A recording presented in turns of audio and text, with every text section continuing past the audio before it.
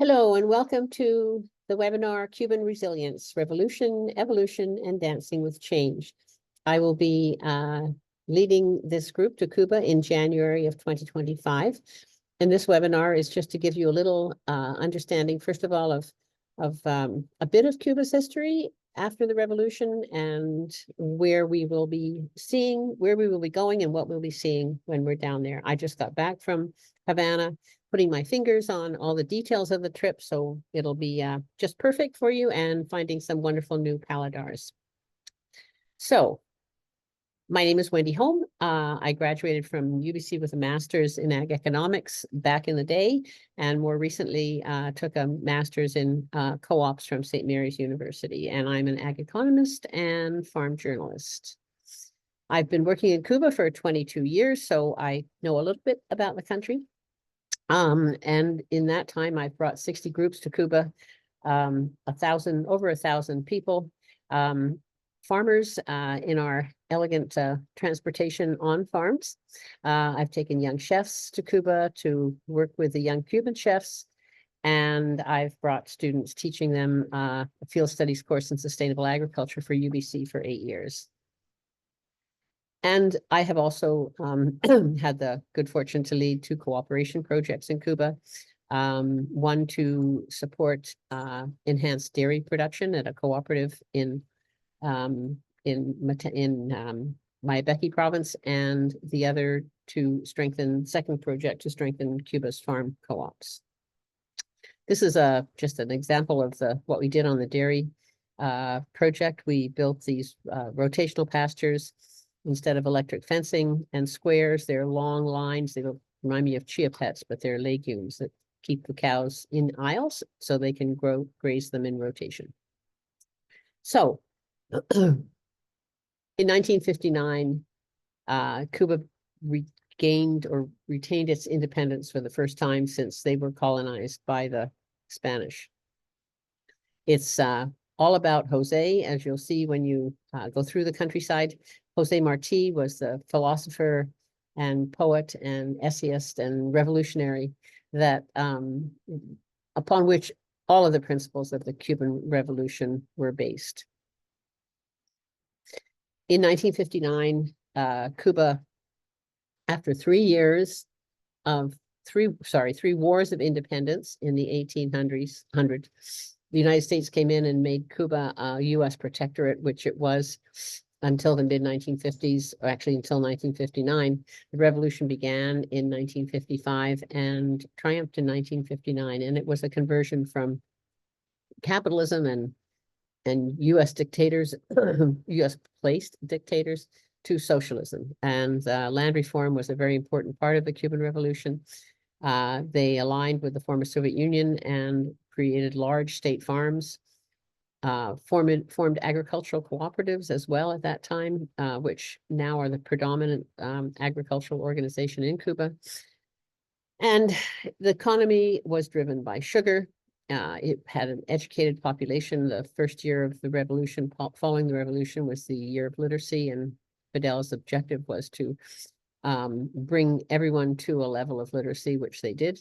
And in the late 1980s, based on Latin American indices, Cuba had the higher standard of living than the United States.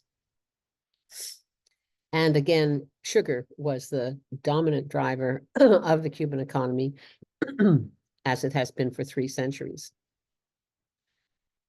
In the 1990s, Cuba entered what they euphemistically called a special period. We would call it a disaster, but a couple of things happened in the 90s that changed Cuba's economy dramatically. The first was the collapse of the former Soviet Union in 1991. Because of the close alliance with the Soviet Union, Cuba's economy was thrown into absolute darkness. There was a shortage of everything. And the US tightened the economic noose because all the sugar that was being bought by the Soviet Union was no longer available, was on the market, no longer purchased by the Soviet Union. And sugar is the most protected crop in the United States. You cannot win an election without the US South, which is dependent on sugar. And so US tightened its economic noose against Cuba at that time. Cuba was faced with many problems, but on a agricultural level, they had to move from large state farms to smaller, sustainable agriculture, producing food without chemicals and pesticides, without the fuel and tractors, and reverting to traditional methods. They also had to learn how to produce food in the cities, because even although they were learning how to produce food as opposed to sugar in the countryside, they also had to get it to the cities, and without fuel, this was a big problem. So it was also an imperative to learn how to produce food in the cities. The sugar economy, sorry, this little Zoom thing is cheating the tops of my slide, but as I mentioned, the backbone of Cuban economy for 3 centuries had collapsed. In the early 20th century, Cuba led the world in sugar production, and they had, as I said, very preferential prices from the former Soviet Union.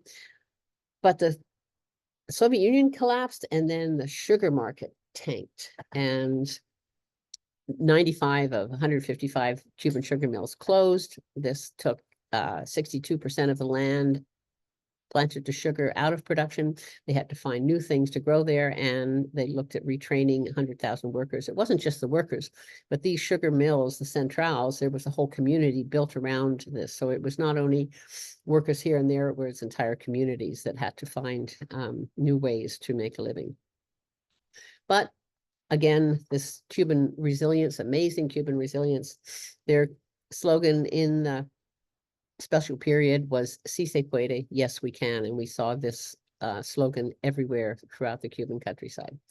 So Cuba pivoted from large-scale sugar-based economy with the Soviet Union to growing food on their own without all of the inputs that had been provided to the state farms. So pivot to organic agriculture.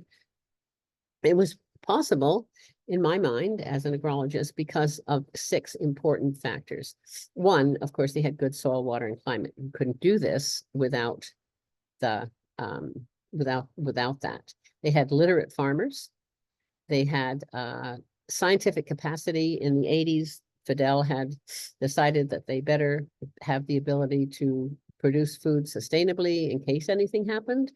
And so they had all the biological products shelf ready.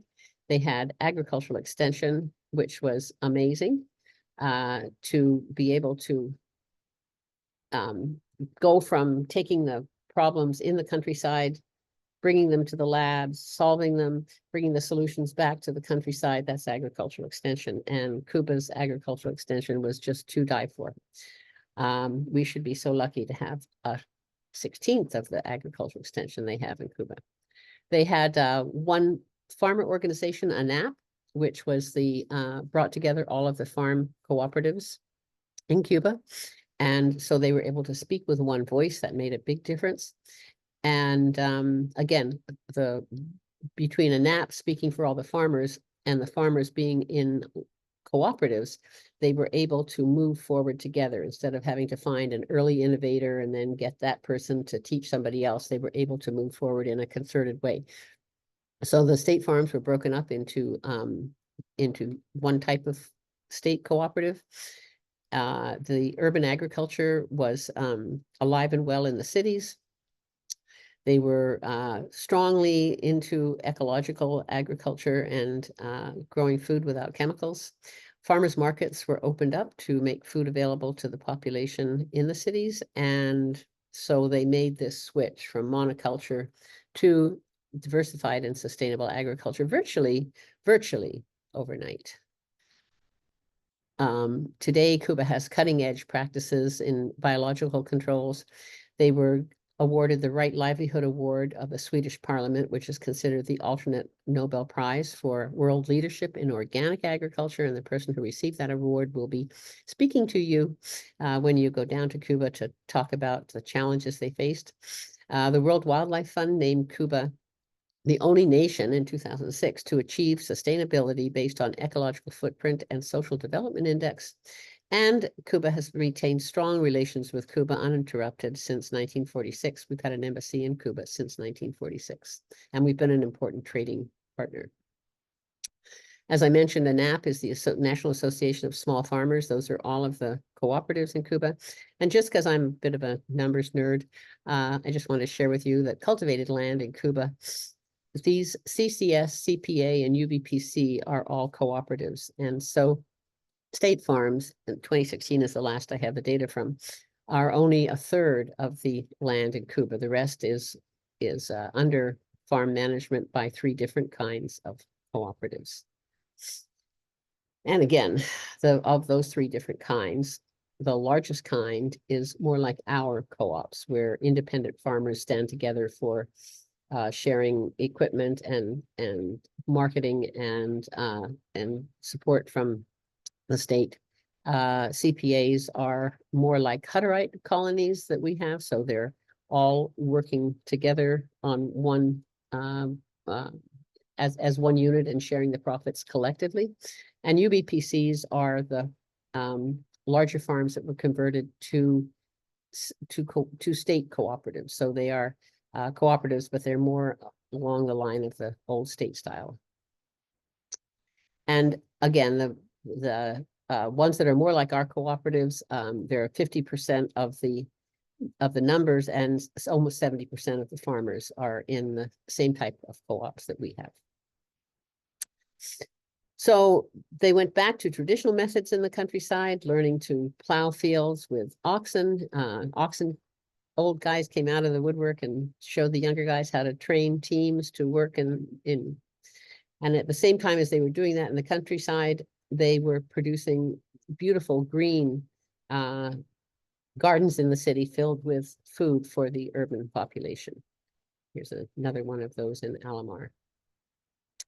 And of course, agricultural markets all over where the food that was produced could be made available to the population. They also Cuba has traditionally had a very strong connection with traditional medicines. Again, because of the blockade, they can't have access to Western medicines with any degree of certainty or quantity. And so traditional medicine has been a big part of Cuban medicine. And when you go into a pharmacy in Cuba, you will still see traditional medicines on the shelf along with Western medicines. And of course, beans, beans, beans. I love this little picture. So in the late 1980s, Soviet Union collapsed, the sugar market collapsed. They had to learn to grow food, but where was the economy going? Well, they had to pivot to tourism. And luckily, again, because they were this beautiful Caribbean island with all these gorgeous architecture and old cars, that was an important pivot that was successful. This is a group of my farmers, and we'll do that as well, go on rides in these beautiful old cars. You can't export these old cars from Cuba. They're a national treasure, and so they're kept there, and of course it's part of their tourism. In 2011, Los Lineamientos, the policy guidelines were implemented by Raul. It was an amazing process. What they did, in brief, was Raul said to the population, I want to know everything that's wrong. I want to know everything is broken, everything's wrong, all the complaints, I want all the complaints on my desk. And people went, really, really? Because this wasn't Fidel's way. Fidel was, come on, here's where we're going. Are you coming? Raul was a listener. And people wrote to, went through their local organizations, and everything from, we want to be able to buy and sell houses and travel freely, to the guy who runs the bread shop never opens on time and the bread is stale. Everything from the minutiae to the major changes were on Raul's desk. And so they put out what they called Los Lineamientos, the guidelines. They incorporated as much as they could, and they passed that out again to the people. The people looked at it again. They looked at their section that they were concerned about. They sent feedback back to the government. And based on that process, which was an amazing process, the policy guidelines were implemented in 2011.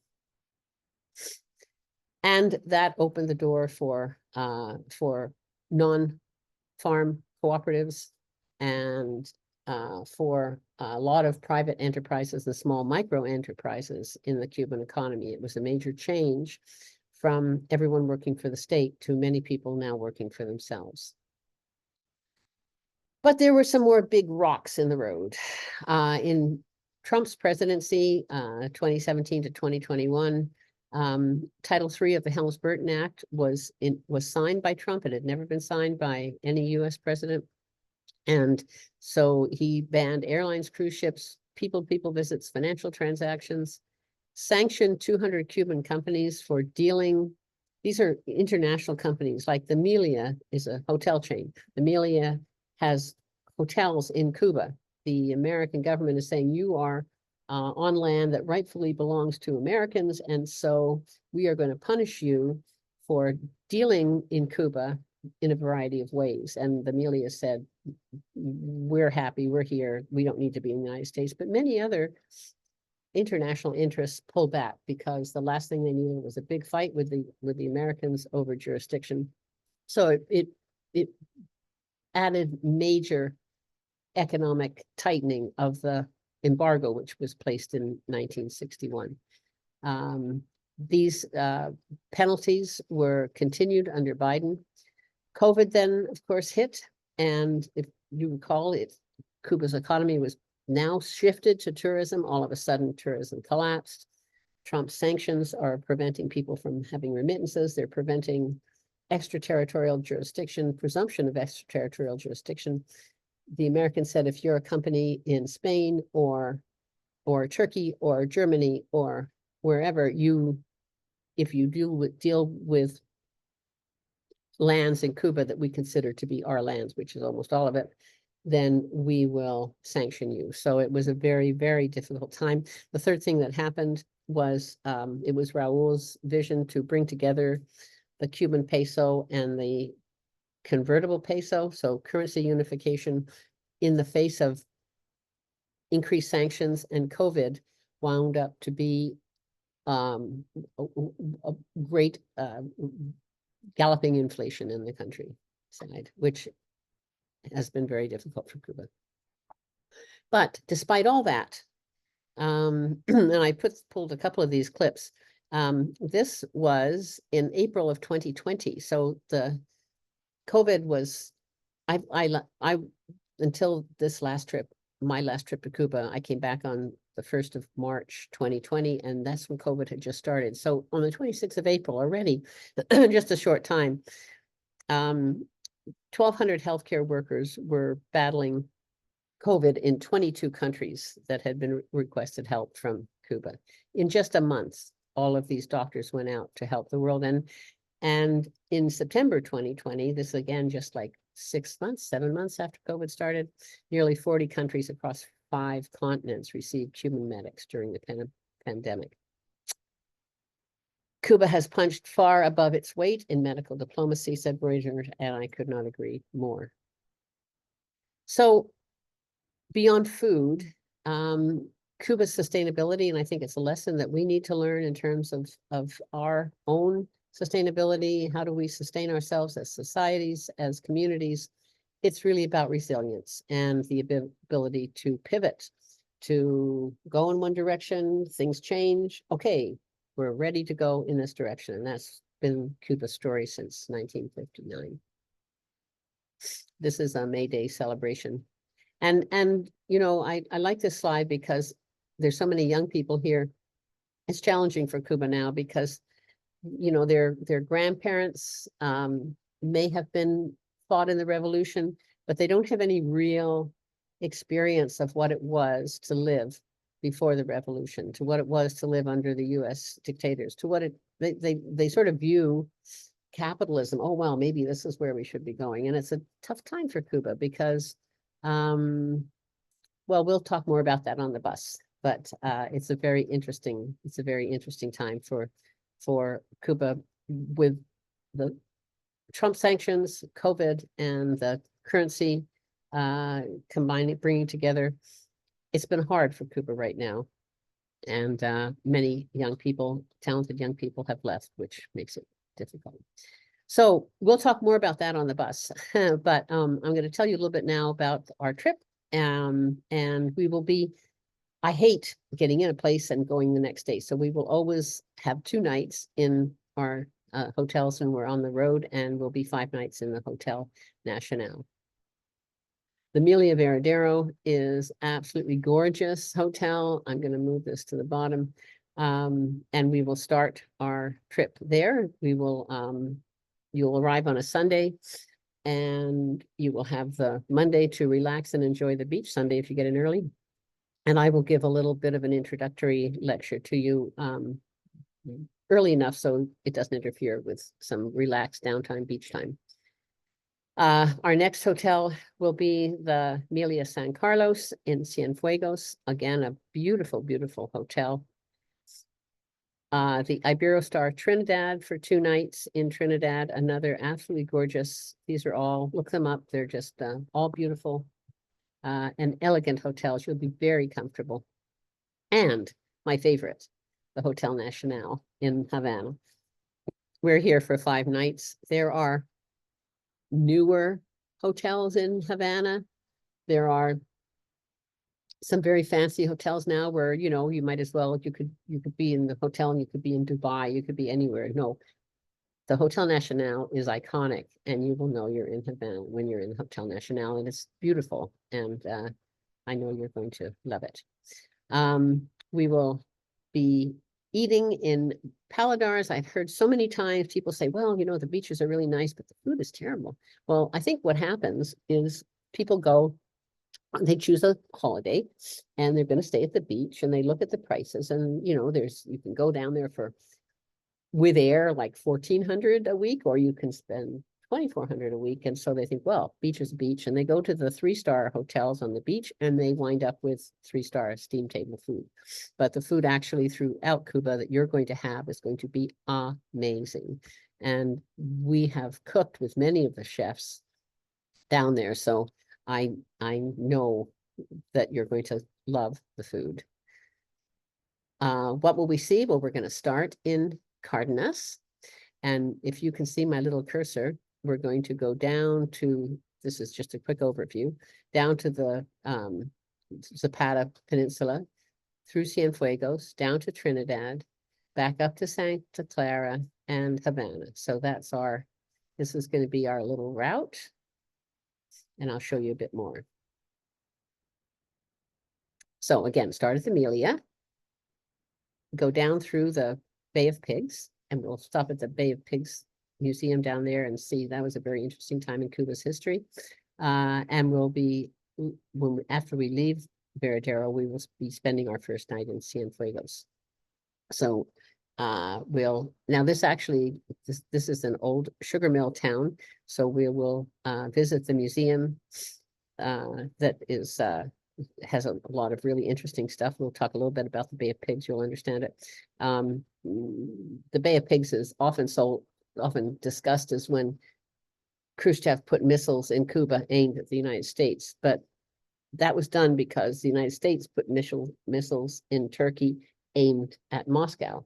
And so at the end of the Bay of Pigs, both the United States and the Soviet Union withdrew their missiles. It wasn't a unilateral act. It was both of them were pulled back. Cienfuegos is a World Heritage Site, and it's a lovely, lovely city. This is the Ancon Peninsula out here. We will be staying in the city in the Amelia San Carlos, so you'll have a chance to, in addition to things we're doing, you'll have a chance to just walk around and explore the city a little bit, which is lovely. As I said, the Amelia San Carlos. We will start with a little tour of the Cienfuegos Bay on a little ship to see all around the properties that front on the bay and have a little sunset tour. And we will visit the Cienfuegos Botanical Garden, which was started by Harvard University. It's got some really amazingly interesting things. Well, we won't see the whole thing, but we'll have a very interesting tour through it. That's a person on the bottom there.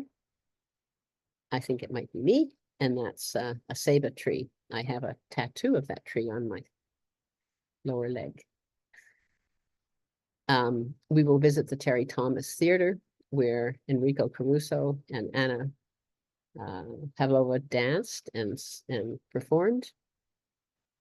And we will have a really interesting meeting. I'm setting this up with UNIAC, which is the Cuban organization for writers and artists and musicians. And so we'll have a chance to understand what they do. And as you can see, little tables in the foreground, people bring down some of the things that they've done. And so you have a chance to buy some stuff directly from them. We will then go from Cienfuegos to Trinidad, a very short little journey. This is the Ancon Peninsula in Trinidad.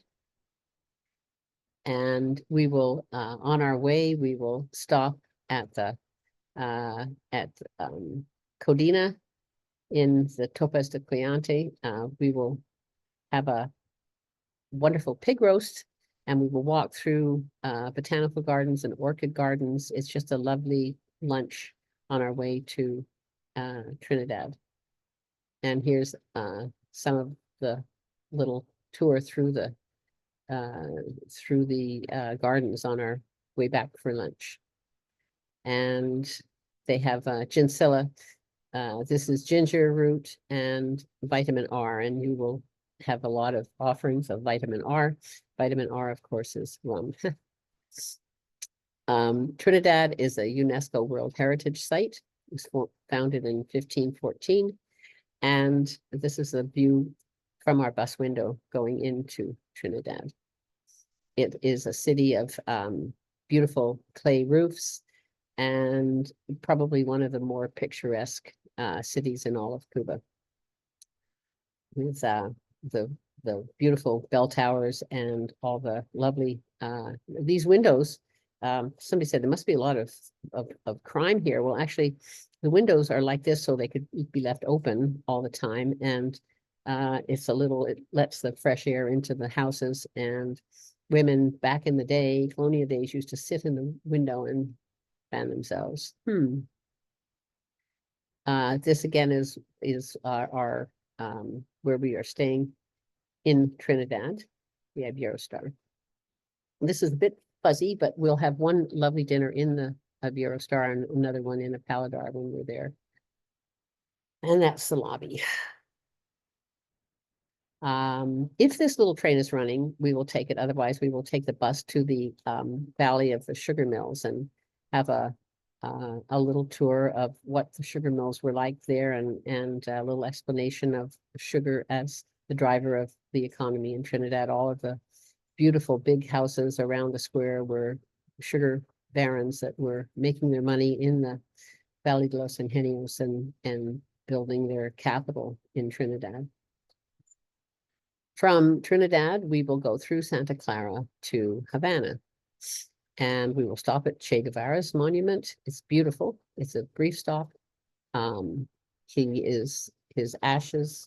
His body, sorry, not ashes, his body is interred there, and we will, it's a very interesting and quick stop.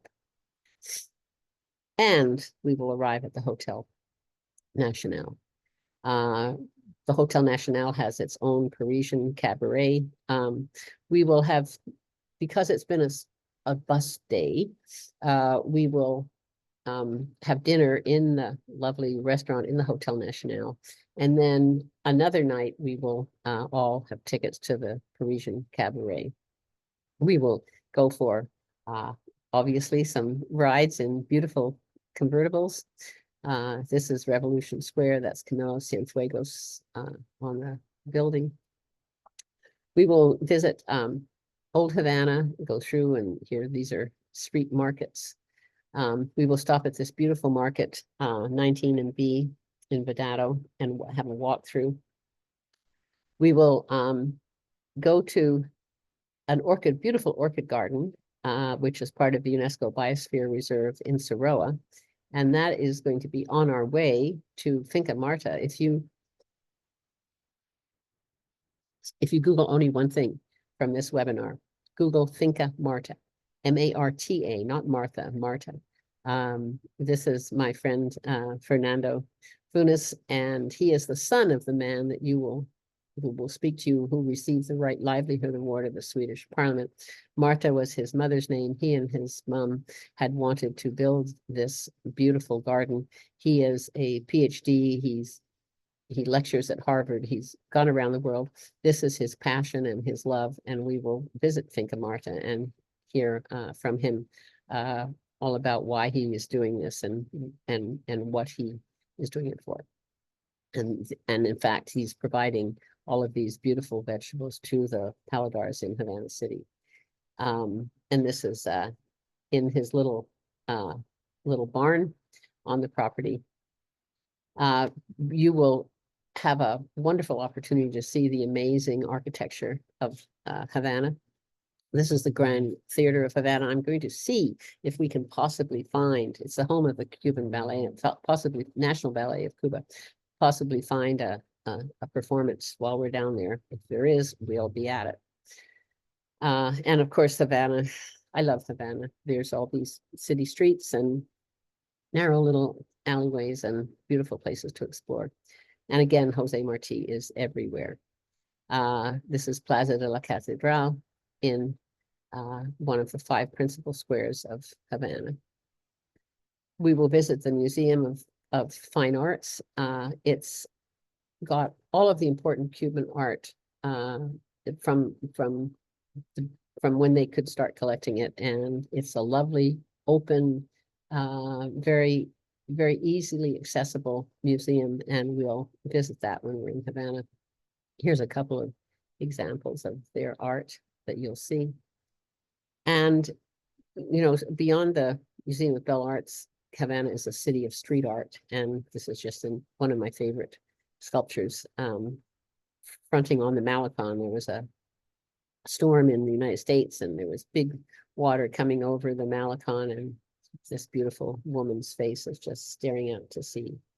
We'll go to a cigar factory, of course, and we'll visit a rum factory, and we will visit. Havana is really interesting. The history of Havana is really interesting. It has a circular bay, and because of this circular bay, it became the safe place for ships that were traveling back in the, 500 years ago. There were pirates and corsairs, and ships could pull into Havana Harbor.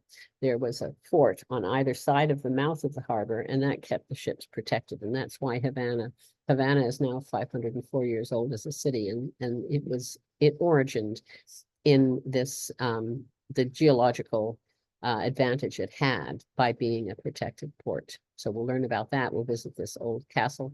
This is my friend Gregory Beniowski's restaurant. He's a Canadian lawyer. He married a Cuban. He and his partners opened this restaurant of Soviet food in Havana. And Gregory will come back and give us a lecture on Cuba from a Canadian perspective. He's lived in Cuba for 40 years, and he's now back and forth in Canada since COVID. He went back to Canada, and he's going to be down there and opening this. And so we'll have a wonderful presentation from Gregory and some wonderful food. Here's another restaurant. This is Cafe Laurent, and it has amazing food. We work with their chefs. On the last day, we will have a transfer back to Cardenas, which is where you will fly back from. I presume most of you are going to be flying in and out of Veradero. So we will transfer you back to get on the plane to go home with lots of photos and lots of memories and lots of stories to tell. So a little skill testing question. How many chickens do you see? Aside from the fact that there's only one chicken, there are other chicks, but how many little birds do you see? And the reason I asked, so I think there's 1, 2, 3, I think there's four, I think there's 5 altogether is my reading on this. But really what I want you to think about when you see this slide is when you see Cuba, you have to look carefully. To understand Cuba, you have to look carefully, and you have to understand, and you have to think, and you have to place in perspective what we think of as all of the accessories of life that we need, and what Cuba and a socialist economy thinks of as all the different things that we need, like healthcare, like housing, like education, all of these sorts of things. So homelessness, right? There is no homelessness. So it is I want to get you to think a little differently when you go there, so you really understand this beautiful country that I obviously have fallen in love with. Well, if we were live, we would have questions. This is a beautiful little Cuban girl that I took. All these pictures are my photos. What you can do is you can write me your questions, and I'd be more than happy to answer them.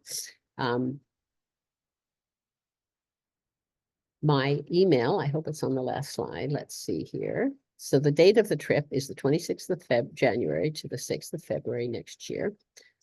And aha, so my email is not here. So my email, very easy, wendy@wendyholm.com, WENDY at WENDYHOLM.com. So you would engage with UBC alumni and Worldwide Quest for all the things about the trip, but any questions you have, I'm more than happy to answer them. So thank you so much for sharing this time with me, and I really look forward to showing you Cuba.